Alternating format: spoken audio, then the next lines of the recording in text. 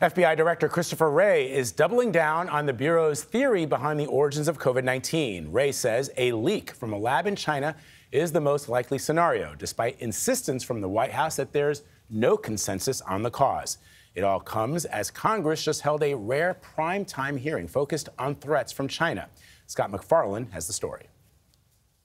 It's a wave of crises involving China. They just shot it. The spy balloon shot down, worries of an invasion of Taiwan, whether it will provide lethal aid to Russia, and growing probes into whether COVID first leaked out of a Wuhan lab. We may call this a strategic competition, but it's not a polite tennis match. A newly formed U.S. House Select Committee on China warned the icy relations between the U.S. and China are entering a deeper freeze. What Xi Jinping sees is a fleeting window of opportunity, an opportunity to move while he perceives weakness in the United States. CBS News contributor and former Trump National Security Advisor H.R. McMaster says there are rising fears of China joining Russia in an alliance in the war in Ukraine.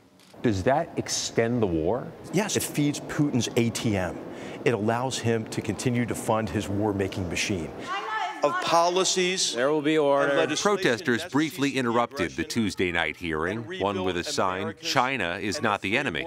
Meantime, bipartisan scrutiny is also growing over TikTok and whether the company's links to China could make it vulnerable to propaganda, despite a spokesperson saying TikTok is a U.S. company bound by U.S. law. It gives the Chinese Communist Party the ability to manipulate our social discourse or to amplify what tens of millions of Americans see. Also last night, FBI Director Chris Wray warned China is blocking investigations into the original source of COVID. The FBI has for quite some time now assessed that the origins of the pandemic are most likely a potential lab incident in Wuhan. So here you're talking about a potential leak from a Chinese government-controlled lab that killed millions of Americans.